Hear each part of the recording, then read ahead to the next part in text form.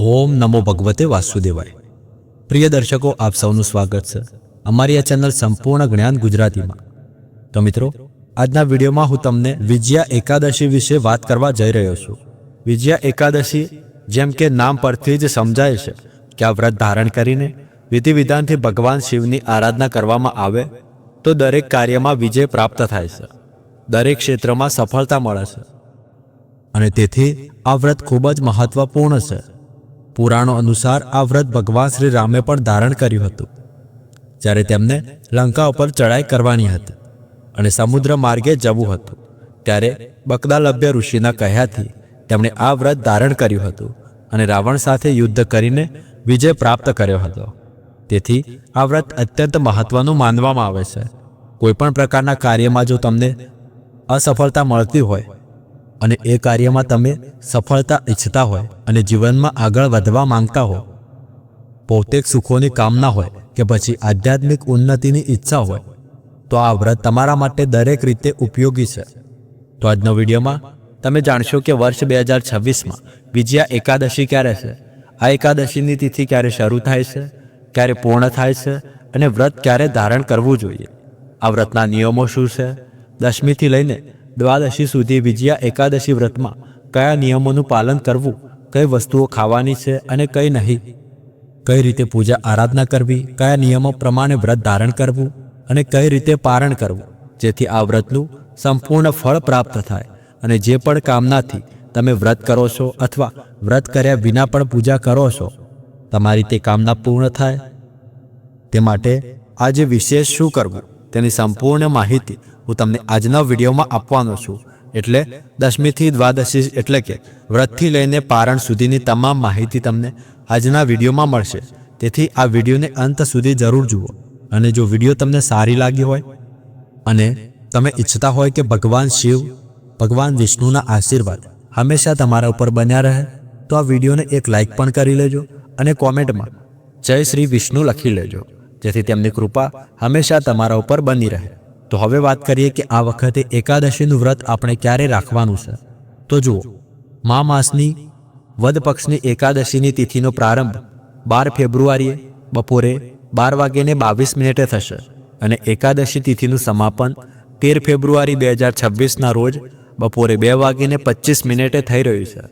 તેથી સૂર્યોદયકાલીન તિથિ અનુસાર 13 ફેબ્રુઆરી 2026ના રોજ વિજયા એકાદશીનું વ્રત ધારણ કરવાનું રહેશે।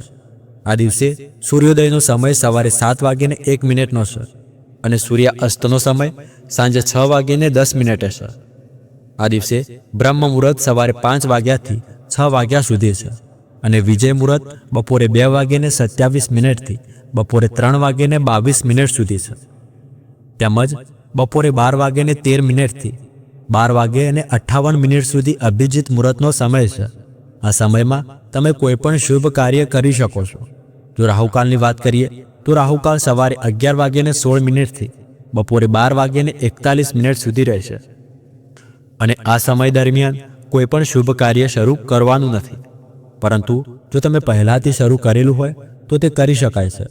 હવે પારણના શુભ મુહૂર્ત વિશે વાત કરીએ તો એકાદશી વ્રતનું પારણ દ્વાદશી તિથિમાં એટલે કે 12 તિથિમાં કરવામાં આવે છે અને દ્વાદશી તિથિનો પ્રારંભ 13 ફેબ્રુઆરી 2026ના રોજ બપોરે 2:25 થશે તથા દ્વાદશી તિથિનું સમાપન 14 ફેબ્રુઆરીના રોજ સાંજે 4:01 થશે। તેથી વ્રતનું પારણ 14 ફેબ્રુઆરી 2026ના રોજ સવારે 7 વાગ્યાથી 9:14 વચ્ચે કરવાનું રહેશે। પારણના શુભ મુહૂર્તનું ખાસ ધ્યાન રાખવું જોઈએ, કારણ કે જો યોગ્ય સમયે વ્રત ન ખોલવામાં આવે તો કરવામાં આવેલ વ્રતનું સંપૂર્ણ ફળ મળતું નથી। એકાદશી વ્રતના નિયમો અને પૂજા વિધિ વિશે વાત કરીએ તો જે ભક્તો એકાદશીનું વ્રત કરે છે તેઓ એક દિવસ પહેલાથી જ શુદ્ધતા અને સાત્વિકતાનું ધ્યાન રાખે અને દશમી તિથિના નિયમોનું પાલન કરવું પડે છે। દશમી તિથિના દિવસે શુદ્ધ અને સાત્વિક ભોજન લેવાય છે, બ્રહ્મચર્યનું પાલન કરવામાં આવે છે અને શક્ય હોય તો જમીન ઉપર ઊંઘવું જોઈએ। દશમી તિથિએ સૂર્યાસ્ત પછી અન્ન અને મીઠાનું સેવન કરવું ન જોઈએ। જો ભૂખ લાગે તો ફળ વગેરે લઈ શકાય છે અને દૂધ પી શકાય છે, પરંતુ અનાજનું સેવન ન કરવું। આગલા દિવસે એકાદશીનું વ્રત કરવું હોય તો બ્રહ્મ મુહૂર્તમાં ઉઠી જવું, ઉઠીને નિત્ય કર્મોથી નિવૃત્ત થઈ અને સ્નાન કરી લેવું. શાસ્ત્રોમાં પવિત્ર નદીમાં સ્નાન કરવાનો નિયમ છે, પરંતુ દરેક માટે ગંગામાં જઈને સ્નાન કરવું શક્ય નથી હોતું. તેથી સ્નાનના પાણીમાં થોડું ગંગાજળ મિક્સ કરીને તે જળથી સ્નાન કરી શકાય છે. ત્યારબાદ શુદ્ધ વસ્ત્ર ધારણ કરવા અને સૌપ્રથમ ભગવાન સૂર્યદેવને જળ અર્પણ કરવું. પછી તમારા ઘરના મંદિરમાં વિધિ વિધાનથી ભગવાન શ્રી હરિવિષ્ણુ અને માતા લક્ષ્મીની પૂજા કરવી. ભગવાન શ્રી હરિવિષ્ણુની સામે શુદ્ધ ઘીનો દીવો પ્રગટાવીને તમારા વ્રત અને પૂજાનો સંકલ્પ લો. આજે તમે વિજયા એકાદશીનું વ્રત ધારણ કરી રહ્યા છો. સંકલ્પ માટે તમારા જમણા હાથમાં થોડું જળ લો, થોડા પુષ્પ લો, ઈચ્છા હોય તો એક સિક્કો પણ લઈ શકો છો. થોડા સફેદ તલ લો અને ભગવાન શ્રી હરિવિષ્ણુની સામે તમારું નામ બોલો, તમારું ગોત્ર બોલો અને તમે જે સ્થળે રહો છો તેનું સરનામું બોલો. ત્યારબાદ ભગવાન શ્રી હરિવિષ્ણુને પ્રાર્થના કરો કે આજે તમે વિજયા એકાદશીનું વ્રત ધારણ કરી રહ્યા છો અને આ વ્રતમાં અજાણતા કોઈ ભૂલચૂક થઈ જાય તો ભગવાન શ્રી હરિવિષ્ણુ તમને ક્ષમા કરે અને તમારું વ્રત તથા પૂજા સ્વીકારી લે.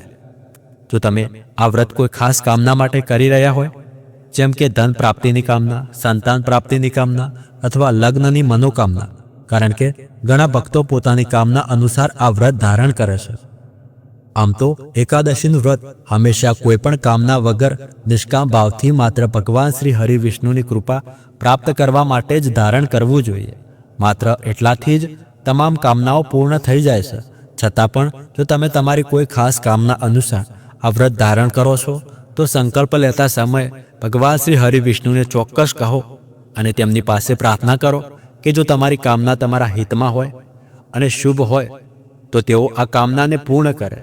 ત્યારબાદ તમારા હાથમાં જે પૂજન સામગ્રી હોય છે તે ભગવાન શ્રી હરિવિષ્ણુના ચરણોમાં અર્પણ કરી દો અને પછી વિધિ વિધાનથી ભગવાન શ્રી હરિવિષ્ણુની પૂજા કરો. પંચામૃતથી અભિષેક કરો અને ત્યારબાદ શુદ્ધ જળથી અભિષેક કરો. પછી ભગવાન શ્રી હરિવિષ્ણુને પીળા વસ્ત્ર અર્પણ કરો, પીળા ચંદનથી તેમનો શણગાર કરો, પીળા પુષ્પ અર્પણ કરો. ત્યારબાદ ધૂપ, દીપ વગેરે અર્પણ કરીને વિધિ વિધાનથી ભગવાન શ્રી વિષ્ણુની પૂજા પૂર્ણ કરો. આ દિવસે શ્રી હરિવિષ્ણુ અને માતા લક્ષ્મીની સંયુક્ત રીતે આરાધના કરવામાં આવે છે. કહેવામાં આવે છે કે એકાદશીના દિવસે જો આપણે શ્રદ્ધાભાવથી વિધિ વિધાનથી શ્રી હરિવિષ્ણુ અને માતા લક્ષ્મીની એક સાથે પૂજા કરીએ તો કોઈ પણ પ્રકારની કામના માત્ર પૂજા કરવાથી જ પૂર્ણ થઈ જાય છે.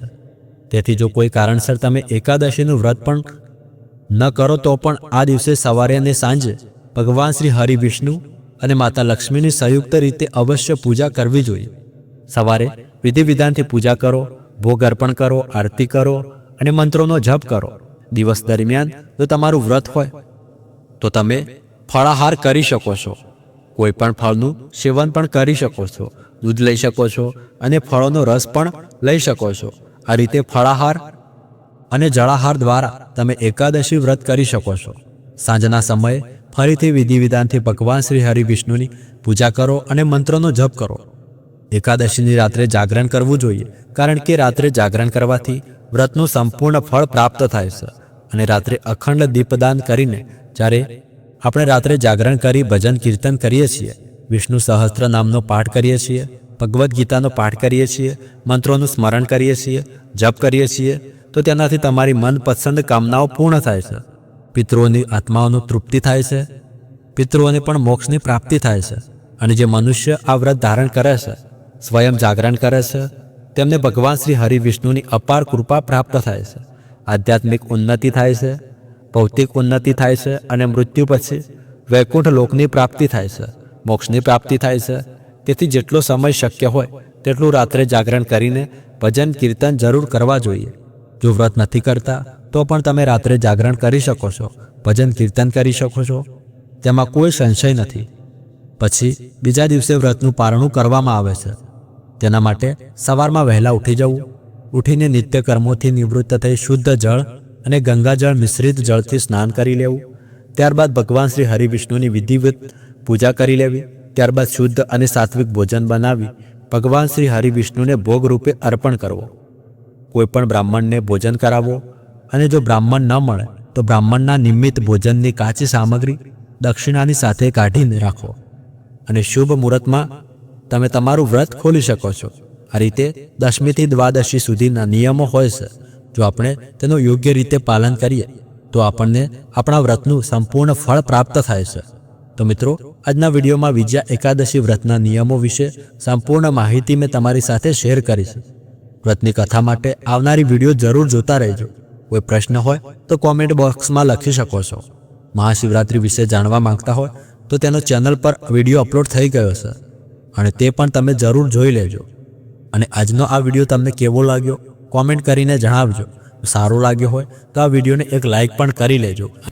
અને ચેનલ ઉપર નવા આવ્યા હોય તો ચેનલને સબસ્ક્રાઈબ પણ કરી લેજો. તો મળીએ આગળના વિડીયોમાં. ત્યાર સુધી ધન્યવાદ. રાધે રાધે.